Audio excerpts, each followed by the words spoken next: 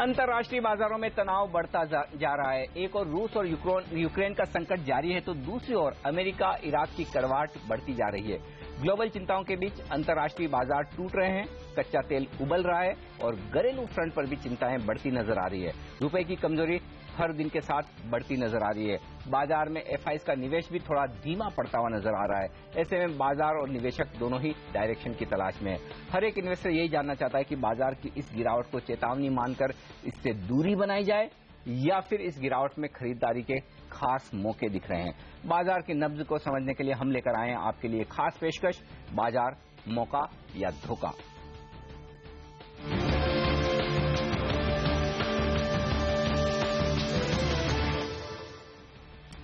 हमारे इस खास शो में हमारे साथ जुड़ रहे हैं एक्सपर्ट्स, ब्लू ओशन एडवाइजर्स के फाउंडर और सीईओ निपुण मेहता, ट्रेडस्विफ्ट ब्रोकिंग के डायरेक्टर संदीप जैन और साथ ही फॉर्च्यून इंटर फाइनेंस के डायरेक्टर अभिषेक अग्रवाल। आप सबका स्वागत है सीएनबीसी आवाज पर। संदीप, शुरुआत आपके साथ करना चाहता हूं।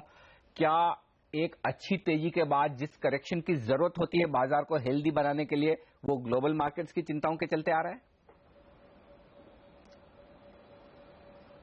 हाँ बिल्कुल, ये ग्लोबल मार्केट्स ने बहुत ज्यादा टेंशन दे रखा है और इनफैक्ट ये जो भी जियोपॉलिटिकल टेंशन है डेफिनेटली इनका प्रभाव बहुत पड़ता है। बट ओवरऑल मुझे ऐसा लगता है कि यहाँ पे अब मौका देखने की जरूरत है और मौका देख के चौका लग सकता है कहीं ना कहीं। डेफिनेटली ये धोखा तो नहीं है और इंडियन मार्केट्स काफी स्ट्रांग है। मुझे मार्केट्स में काफी फंडामेंटल्स अच्छे लगते हैं और डाउनसाइड बहुत कम दिखती है। ओवरऑल भले ही निफ्टी एक बार करेक्ट कर जाए बट स्टॉक्स काफी करेक्ट कर चुके हैं, तो यहाँ पे मौका देखने का ही टाइम है। जहां पे भी ये जियोपॉलिटिकल टेंशंस थोड़े से भी कम होते हुए दिखेंगे तो डेफिनेटली मार्केट बहुत तेजी से बाउंस बैक करेगा और यहां पे कुछ स्टॉक स्पेसिफिक एक्शन के साथ काम किया जाए। अच्छे स्टॉक्स, अच्छे फंडामेंटल्स वाले, अननेसेसरी लिवरेज वाली कंपनियों को पिक नहीं करें। ये टाइम बहुत जरूरी है स्टॉक पिकिंग की और अच्छे स्टॉक पिकिंग करेंगे और प्लस साथ में कुछ हेज भी करें। कहीं ना कहीं कॉल्स, निफ्टी की कॉल्स को बेचते हुए अगर कोई काम करता है तो बहुत अच्छा मुनाफा इस पर्टिकुलर समय पे मिल सकता है। बिल्कुल। निपुण, आपसे राय लेना चाहता हूं, क्या कहीं ऐसे संकेत आते हुए दिख रहे हैं जिस तरह से पिछले 3-4 हफ्ते अमेरिकी बाजारों के लिए, यूरोप के बाजारों के लिए रहे हैं, क्या ऐसा संकेत आ रहा है कि वहां की तेजी या तो खत्म होती दिख रही है या फिर वहां पर अब लगाम लगती नजर आ रही है और ग्लोबल मार्केट्स बहुत ज्यादा अगर अच्छा प्रदर्शन नहीं करेंगे तो क्या भारतीय बाजारों के लिए अब बहुत ज्यादा आउट परफॉर्म करना, बहुत ज्यादा तेजी दिखाना मुश्किल होगा? देखिए, ग्लोबल मार्केट्स अगर अंडर परफॉर्म करते हैं तो भारतीय मार्केट के लिए डेफिनेटली पॉजिटिव है, क्योंकि लिक्विडिटी जो भी ग्लोबली जनरेट होती है उसका डोमेस्टिक मार्केट्स में, इमर्जिंग मार्केट्स में एलोकेशन होता है तो एक पॉजिटिव होता है। लेकिन जो वेस्टर्न मार्केट्स की तरफ ध्यान दें, दोनों यूएस मार्केट्स और यूरोपियन मार्केट्स में एटलीस्ट इकोनॉमिक ग्रोथ में हम देख रहे हैं कि इंप्रूवमेंट जरूर है। अनएम्प्लॉयमेंट कम हो रही है, जीडीपी ग्रोथ बढ़ रहा है। कंसर्न्स जो है वो स्पेसिफिकली क्वांटिटेटिव ईजिंग की कटौती की वजह से है और उसमें जो लिक्विडिटी कम हो रही है उसकी वजह से है। दूसरी बात यह है कि जो अगर यूएस इकोनॉमी इंप्रूव हो रही है तो उसकी वजह से अगर ब्याज के दर अगर थोड़े बढ़े और उसकी वजह से अगर ग्लोबल पैसे उस तरफ जाते हैं, ग्लोबल लिक्विडिटी उस तरफ जाती है तो एक इमर्जिंग मार्केट्स में या भारत में शायद लिक्विडिटी थोड़ी कम फ्लो हो। इसी वजह से एक ओवरऑल कंसर्न्स हैं। जो वेस्टर्न कंट्रीज में कंसर्न्स जियोपॉलिटिकल ही हैं, वहां पे जो भी हम करेक्शन देख रहे हैं। अदरवाइज इकोनॉमिक सेंस में तो क्लियरली वो दोनों इकोनॉमीज में ग्रेजुअल, यूएस में तो क्लियर टर्न अराउंड दिख रहा है लेकिन यूरोपियन इकोनॉमी में भी ग्रेजुअल टर्न अराउंड दिख रहा है। लेकिन अगर वहां पे लिक्विडिटी फ्लोज कम होते हैं, अगर जियोपॉलिटिकल रीजंस की वजह से वहां फंड फ्लोज कम होते हैं तो क्लियरली उससे इमर्जिंग मार्केट्स को बेनिफिट होगा, भारत को बेनिफिट होगा। हम फ्लोज कंटिन्यूअसली ज्यादा ही देखेंगे। राइट। अभिषेक, जानना आपसे ये चाहता हूं कि इस तरह के रिएक्शन को जो कि ग्लोबल मार्केट्स की जियोपॉलिटिकल टेंशन की वजह से भारतीय बाजारों में और दुनिया भर के बाजारों में आते हुए दिख रहे हैं, क्या इसे एक टेम्पररी सेंटीमेंट के लिहाज से नी-जर्क रिएक्शन के तौर पर देखना चाहिए या फिर वाकई में दुनिया भर के बाजारों के फंडामेंटल्स इन घटनाओं के चलते कमजोर हो रहे हैं? अनिल जी, मुझे लग रहा है कि for the short term definitely ये एक मेजर इशू है जो रेज हुई है। एंड अगेन जैसे कि जियो पॉलिटिकल टेंशन जो गो थ्रू कर रहा है, सो इंटरनेशनली हमने देखा है, ना ही सिर्फ आज के लिए बट अगर हम ओवरऑल लास्ट 7 दिन के अगर हम टेन्योर को देखें तो वहां पर भी जो है ऑलमोस्ट एवरीडे यूरोप जो था वीक था, इवन यूएस में भी करेक्शन देखा मिला। शायद यही रीजन था कि हमारे जो मार्केट है उसमें जो एक तरह का रुकावट जो हम कह सकते हैं अपने बुल रन में वो हमें देखने को मिली है।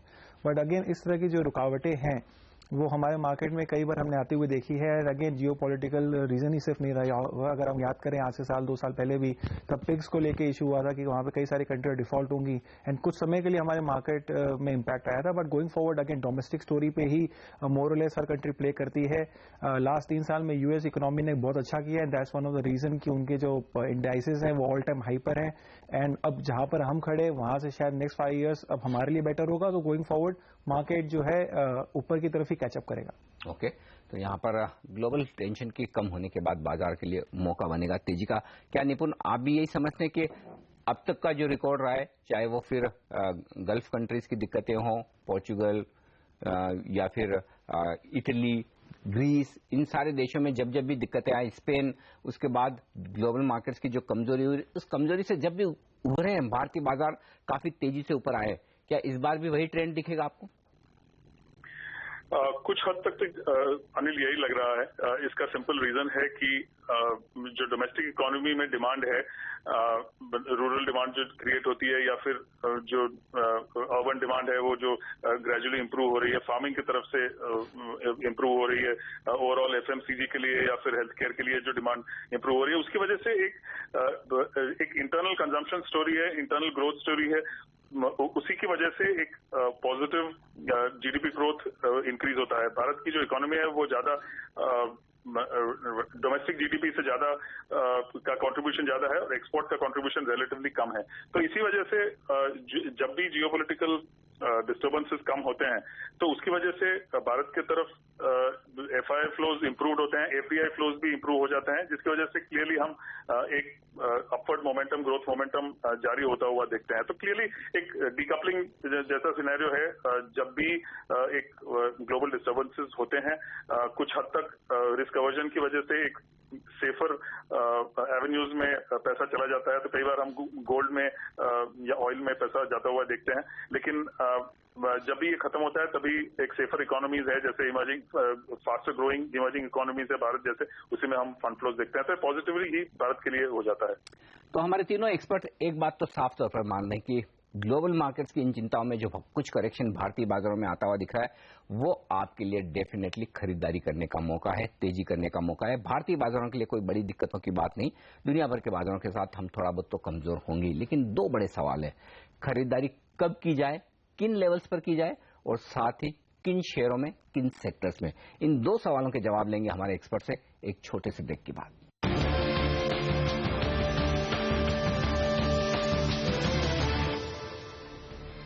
बाजार की कमजोरी, मौका या धोखा, इस खास शो में हमारे साथ है 3 जाने माने एक्सपर्ट। ब्लू ओशन एडवाइजर्स के फाउंडर और सीईओ निपुण मेहता, ट्रेड स्विफ्ट ब्रोकिंग के डायरेक्टर संदीप जैन और साथ ही फॉर्च्यून इंटरफाइनेंस के डायरेक्टर अभिषेक अग्रवाल। आप सबका स्वागत है एक बार फिर से। हम बात कर रहे थे कि क्या बाजार की ये कमजोरी खरीदारी का मौका दे रही है, और आपकी एक ही राय है तीनों की, और वो है जी हाँ, इस कमजोरी में खरीदारी करनी चाहिए। लेकिन बड़ा सवाल ये संदीप की खरीदारी कब करें? क्या ये 7500 के आसपास के लेवल्स अच्छे हैं, या फिर जो लोग कहते हैं कि हो सकता है हम 16 मई को जो हमने इलेक्शन के रिजल्ट्स के बाद के लोज बनाए 7150, 7200 के आसपास, वहां पहुंचेंगे? आपका क्या अंदाजा है, गिरावट कितनी हो सकती है, किन लेवल्स पर आप खरीदारी करेंगे?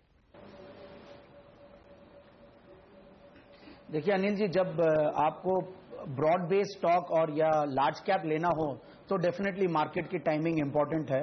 बट कई बार कई स्टॉक्स ऐसे अवेलेबल होते हैं कि वो मौसम खराब हो तो भी और मार्केट खराब हो तो भी वो अच्छा परफॉर्म करते हैं। तो वैसे ही स्टॉक्स ढूंढने की कोशिश हमेशा रही है और आपके चैनल पे जैकपॉट के माध्यम से दिए हैं। तो ओवरऑल मुझे ऐसा लगता है कि स्टॉक्स ऐसे ले जहां पे डाउनसाइड रिस्क बहुत कम हो, जो अगर टेक्निकली बात करें तो 200 डीएमए के आसपास रहें, और या फिर फंडामेंटली बहुत अच्छे हों। तो सारी टेक्नो फंडामेंटली चेक करने के बाद वैसे स्टॉक्स चुने। और मुझे ऐसा लगता है कि टाइम अभी भी सही है, कोई बुरा नहीं है, क्योंकि मार्केट में अगर देखें तो मैंने पहले भी कहा था कि मार्केट कहीं ना कहीं अब रिवाइव करेगा और मार्केट ने काफी करेक्शन दिखा दिया है। जो भी ये निफ्टी के लेवल्स है, ये लेवल्स बेसिकली उसमें आईटी, फार्मा ये भी परफॉर्म किए थे पास में, इसकी वजह से लेवल्स हायर है।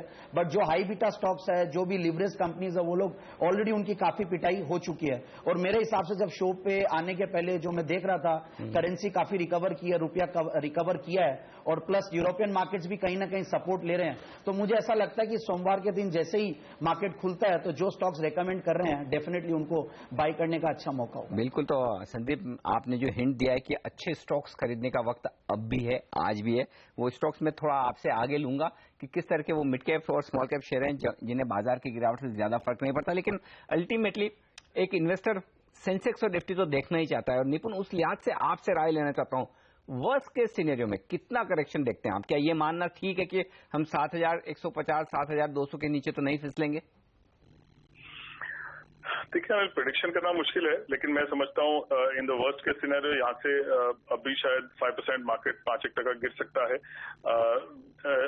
इंडेक्स पे जाना जरूरी नहीं है, क्योंकि कई बार हम देखते हैं कि इंडेक्स नीचे जा रहा है या ऊपर जा रहा है, लेकिन जो मिड कैप शेयर हैं या स्पेसिफिक सेक्टरल मूवमेंट है, इंडिविजुअल स्टॉक्स हैं जहाँ पे फंडामेंटली स्ट्रांग मैनेजमेंट है या अच्छा परफॉर्मेंस है, उसमें हम मार्केट से एडवर्स मूवमेंट, रिवर्स मूवमेंट देखते हैं। मार्केट नीचे जा रहा है और अच्छे स्टॉक्स ऊपर जा रहे हैं। सो आई थिंक ये फोकस अच्छे स्टॉक्स पे करने की जरूरत है, rather than on trying to identify कि कितना मार्केट बॉटम आउट हो सकता है और उस लेवल पे हम एंटर करने की कोशिश करें। टाइमिंग करना बड़ा मुश्किल हो जाता है किसी भी निवेशक के लिए। So I think stock specific fundamentally अगर साउंड आपके पास स्टॉक हो तो हर एक गिरावट पे उसमें ग्रेजुअली निवेश करें, यही एक स्ट्रेटेजी होनी चाहिए। 7,550 के आसपास हम हैं, और आपने कहा कि 5-1% का करेक्शन हो सकता है, 350 पॉइंट निकालकर वही लेवल आ जाते हैं जिसकी हम बात करें 7,200 के आसपास के। अभिषेक, सवाल आपके लिए यही है कि किन लेवल्स पर आप बड़े कंफर्टेबल हो जाएंगे सेंसेक्स और निफ्टी को देखकर कि अब तो पूरी तरह से इन्वेस्टेड हो जाने में समझदारी है? अनिल जी, अगर कोई लेवल्स बताता हूं तो इसका मतलब ये हुआ कि फिर से हम लोग जो है मार्केट को टाइम करने की कोशिश कर रहे हैं, and most of the retail investor यही करने के चक्कर में जो है या तो उनकी बस छूट चुकी है या अभी भी लग रहा है कि कब हम इन्वेस्ट करें। और ये जो करेक्शन की आप बात कर रहे हैं, काफी समय से मार्केट भी एक्सपेक्ट कर रहा था करेक्ट हो। मेरे हिसाब से तो एक लेवल का करेक्शन जो है वो हमने ऑलरेडी देख लिया है। अब सेकंड बात आती है कि कहाँ हम खड़े हैं। अगर हम purely fundamental point of view से बात करें, जो कि आई थिंक सो काफी सारे गेस्ट भी ये बात रिपीट कर चुके हैं, मैं भी वन ऑफ द गेस्ट हूं जो रिपीट कर रहा है, कि करेंटली निफ्टी जो है ऑलमोस्ट 16 टाइम्स अपने price to earning 1 year forward पे ट्रेड कर रही है, जो कि अब कंट्री का 10 साल का एवरेज है। सो अगर हम इस लिहाज से बात करें तो हम कहीं से भी ओवर वैल्यूड नहीं है या कोई बहुत ज्यादा रनअप नहीं हुआ है। सिर्फ यही हुआ है कि जो हमारा इतना बड़ा डिस्काउंट ट्रेड हो रहा था, जो 5500 5600 के आसपास की जो निफ्टी थी, वो कहीं जाकर एक फेयर वैल्यूएशन पे आई है। अब रही बात पोटेंशियल की, अब यहाँ पे दो चॉइस होगी, या तो हम ये एक्सपेक्ट करें कि और 200-300 पॉइंट निफ्टी करेक्ट हो जाए तब हम एंट्री ले लें, कहना मुश्किल है क्योंकि हम बुल रन में है। इसे रूल आउट नहीं किया जा सकता, बट इसके चांसेस होने के मेरे हिसाब से थोड़े कम है। सेकेंड है पोटेंशियल। मेरे हिसाब से पोटेंशियल जो है कोई भी नंबर में दे दूं वो पोटेंशियल ही है, बट आने वाले समय में बहुत बड़ी तेजी है मार्केट में, इसलिए ये करंट जो हमें करेक्शन मिल रहा है इसमें इन्वेस्ट करें। बिल्कुल, तो करेक्शन में करें खरीदारी, बहुत ज्यादा तेज गिरावट की या यहाँ से बड़े डिप्स का इंतजार न करें, पैसा लगाना शुरू कर दें। ये राय भी साफ तौर पर हमारे तीनों एक्सपर्ट्स के आते हुए दिख रही है। अब बड़ा एक और सवाल जो बचा है वो कि पैसा कहाँ लगाया जाए, इसका जवाब लेंगे इस छोटे से ब्रेक के बाद।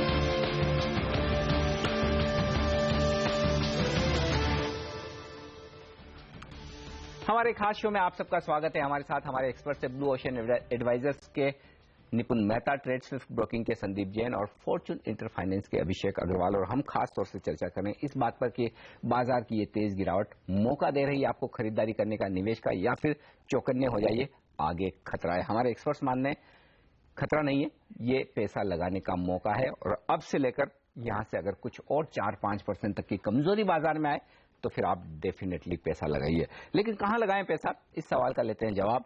निपुण, सबसे पहले आपसे जानना चाहूंगा कोई वो 3 सेक्टर जो आपको लगता है इस गिरावट में खरीदने चाहिए और जो सबसे बेहतरीन परफॉर्मेंस दे सकते हैं।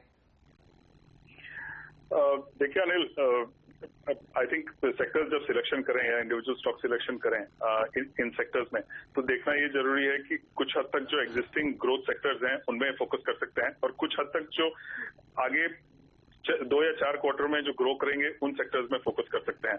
अदरवाइज जो फंडामेंटली साउंड कंपनीज है उन पे ध्यान दें।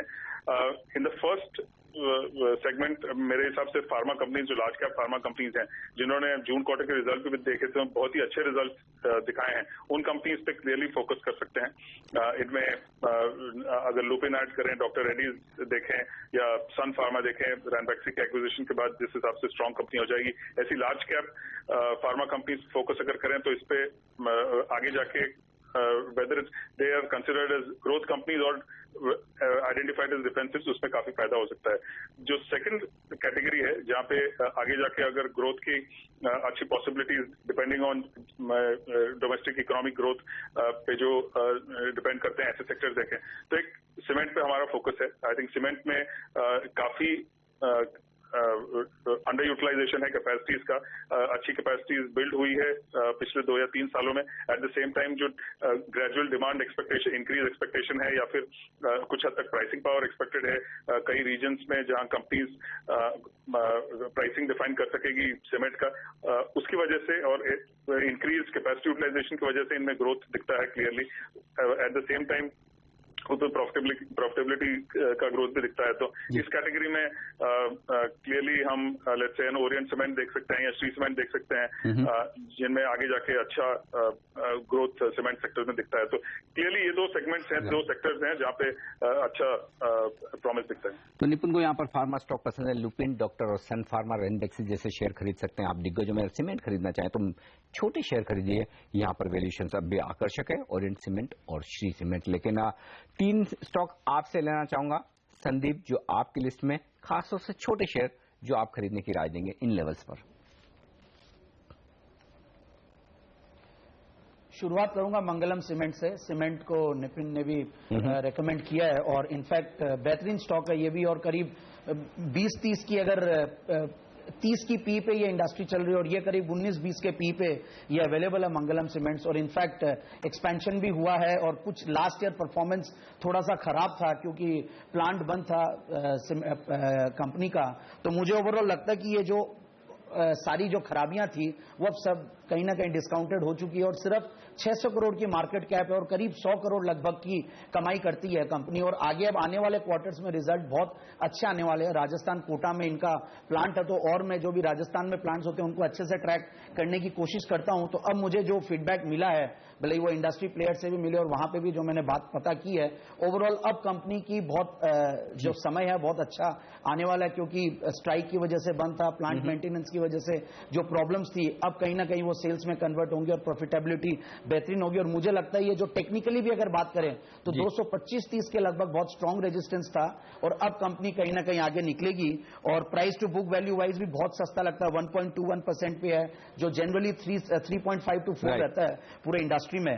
तो ओवरऑल पी अट्रैक्टिव है, price to book value attractive है, market cap to net profit जो रेशियो वो भी काफी अट्रैक्टिव है। तो 300 रुपए के टारगेट के लिए डेफिनेटली इसको खरीदना चाहिए। राइट। अभिषेक, कोई 2 स्टॉक आपकी लिस्ट में? अनिल जी, मैंने जो आइडेंटिफाई किया है वो मोर और लेस थीमेटिक स्टॉक्स हैं। फर्स्ट रिकमेंडेशन मेरी है गति। हमने देखा है रिजल्ट्स भी बहुत अच्छे आए हैं, इनलाइन थे, एंड गोइंग फॉरवर्ड जो इनका जो डिलीवरी मैकेनिज्म है वो भी काफी अच्छा ग्रो कर रहा है। एंड गाइडलाइंस भी जो दी गई है फ्रॉम द मैनेजमेंट, वो कह रहे हैं कि करीबन 100 से 150 करोड़ रुपए का टॉप लाइन वो इस साल देख सकते हैं। सो देयरफॉर वो एक बहुत अच्छा एडिशन होगा। और हम देख भी रहे हैं कि ग्लोबली किस तरह से जो है लॉजिस्टिक कंपनियां या ऑनलाइन मॉडल वाली कंपनियों को एक वैल्यूएशन मिल रहा है। आज भी जो है आज के मार्केट में भी, इतने खराब मार्केट में भी आज भी स्टॉक 5% मार्केट में बंद हुआ है। सो ये स्टॉक हम देख सकते हैं। सेकंड पिक मेरा जो है वो है LT फूड्स, जो कि दावत के नाम से भी जाना जाता है। इस स्टॉक के मार्केट कैप 300 करोड़ की है, टॉप लाइन 2000 करोड़ की है, प्रॉफिट 80 करोड़ का था। देयरफॉर 3 टाइम्स 3.5 टाइम्स की प्राइस टू अर्निंग पे अवेलेबल है। गोइंग फॉरवर्ड मुझे लग रहा है कि ये जो 2 स्टॉक है वो काफी अच्छा कर सकते हैं जी। लेकिन एक और स्टॉक अभिषेक आपकी लिस्ट में, वो गुजरात अंबुजा एक्सपोर्ट, क्या टारगेट्स हैं इसके लिए? अगर हम 1 साल के टाइम फ्रेम को देख रहे हैं तो मेरे हिसाब से ये स्टॉक एटलीस्ट 50% का रिटर्न देना चाहिए। बट अगर किसी ने इस स्टॉक को 5 साल तक के होल्ड करने की कैपेबिलिटी रखता है तो मुझे लग रहा है ये मल्टी बैगर है, जहां पे आप देख सकते हैं। अगेन इस स्टॉक में भी यही खास बात है, डेट फ्री कंपनी है, टॉप लाइन करीबन अगेन 203 हजार करोड़ के बीच में आ रहा है। आपके मार्केट कैप अगेन जो है 3 डिजिट्स में है। सो 4 टाइम्स 5 टाइम्स के प्राइस टू अर्निंग के मल्टीपल पे स्टॉक मिल रहा है। मुझे लग रहा है कि there is nothing wrong with all this 3 stocks. Sandeep, समय कम है, आपके 2 और पिक्स हैं, लॉयड इलेक्ट्रिकल्स और साथ ही PNB गिल्ड्स। ये क्या टारगेट्स लेकर चल रहे हैं आप? बिल्कुल, कई बार मौका देखने की जो जरूरत होती है, आज सर्किट बहुत दिनों बाद लॉयड इलेक्ट्रिक का खुला है और मेरे हिसाब से ये स्टॉक बेहतरीन है और इसका टारगेट जो है वो मैं करीब दूंगा करीब 250 का टारगेट। और इनफैक्ट जिन लेवल्स पे है, जो पी है, जो price to book value multiples, वो बहुत ही अट्रैक्टिव है। और प्लस कंपनी की खास बात यह है कि जो ग्रोथ है, नेट प्रॉफिट करीब 34% से ग्रो कर रही है, सेल्स करीब 20% से ग्रो कर रही है। और एचवीएसी सेगमेंट मतलब heating, ventilation and AC segment में ये कैटेगरी 1 का सप्लायर है टू द इंडियन रेलवेज। तो एक बेहतरीन रेलवे एफडीआई का जो बेनिफिशियरी है रेलवेज में, हालांकि ये दिखाया नहीं जाता और ज्यादा नोटिस में नहीं आता है। अब मुझे लगता है कि ये स्टॉक बहुत बेहतरीन और हो सकता है आगे आने वाले दिनों में जिस तरीके के वैल्यूएशंस पे अवेलेबल ये सर्किट भी लग जाए तो कोई बड़ी बात नहीं होगी। अब दूसरा है पीएनबी गिल्ड्स। मैंने कोशिश की है कि 2 स्टॉक सब 10 पी के रहे।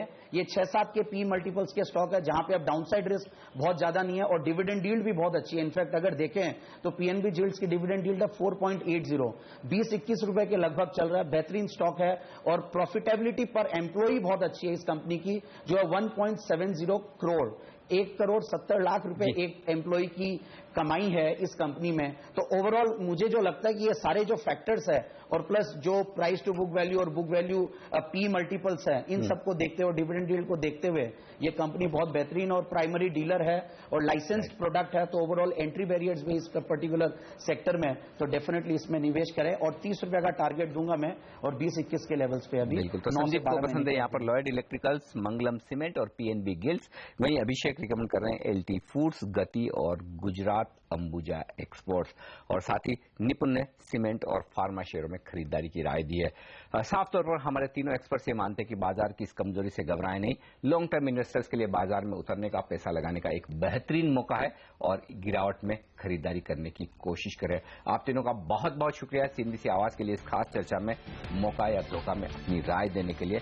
इस खास शो में मुझे दीजिए इजाजत, बने रहिए हमारे साथ सीएनबीसी आवाज पर। नमस्कार।